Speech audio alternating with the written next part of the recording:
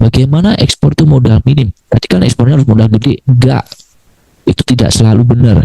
Jadi Anda bisa modal minim asal Anda bisa mengatur metode pembayarannya sama.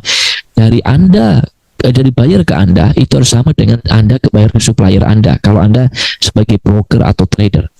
Contohnya gimana? Saya kasih logikanya ya, atau analoginya seperti ini. Jadi kalau misalkan Anda itu sebagai eksportir, ini saya kasih case ya, contoh buat memahami biar Anda tuh paham yang saya maksudkan. Ini contoh sebagai eksportir, oke? And then ini Anda sebagai eksportirnya, dan di sini maybe supplier Anda bisa jadi petani, bisa jadi UMKM, bisa jadi pemilik produk ya, nelayan atau kayak gitu. Intinya dia suppliernya. Terus kemudian ini si bayarnya. Nah, si bayarnya seperti itu. Nah, si bayarnya ini misalkan dari negara mana, misalkan terserah Bapak Ibu.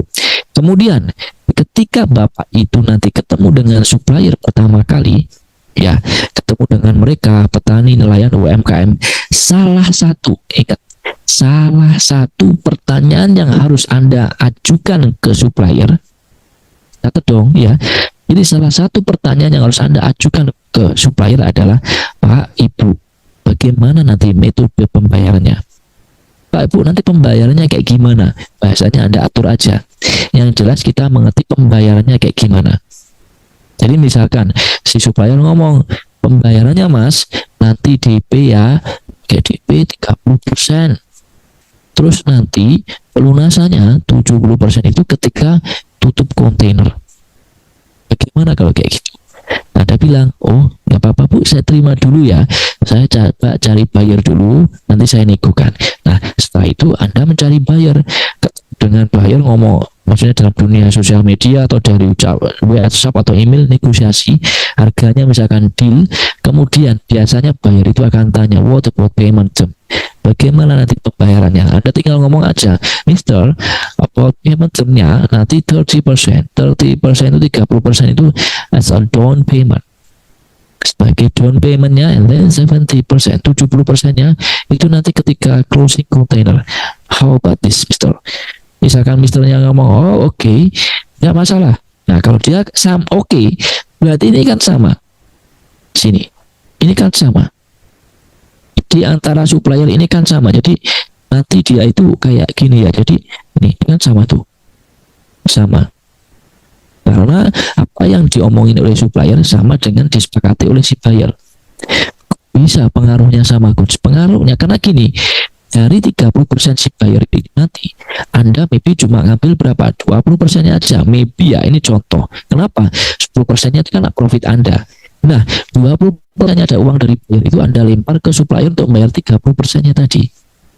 Bisa jadi juga 70%-nya ini cuma Anda ambil 50% aja, karena 20% itu margin profit Anda, dan Anda gunakan untuk membayar pelunasannya ke si supplier. Kalau Anda bisa kayak gitu, maka ekspor itu bisa modal minim. Jadi paham ya, kuncinya hanya di metode pembayaran. Kalau Anda bisa mengatur itu, Anda modal minim. Bisa nggak, coach? Bisa banget. Emang ada contohnya, saya. Yang lain, member Explore You ada bahkan tidak DP, bayar 100% di depan, langsung cash. Ada caranya, nanti akan di-spill oleh Mas Aziz. Ada orangnya, nanti akan di-spill oleh Mas Aziz. Tunggu dulu. Ya, kembali lagi di sini. Kenapa kok kayak gini coach bisa modal minim? Karena modal modal produksinya, yang produksinya dari si supplier ini dibayarin oleh si buyer sebenarnya. Karena modal terbesar itu modal dalam suatu ekspor, itu modal produksi. Salah satu modal terbesar dari suatu ekspor itu modal produksinya, membuat barangnya atau membeli barangnya. Dan itu pakai uangnya si pembeli. Kalau Anda bisa seperti itu, maka Anda bisa modal minim. Oke? Belajar ekspor langsung praktek dan dapat pendampingan selamanya. Yuk join di kelas ekspor yuk. Klik link di deskripsi video ya.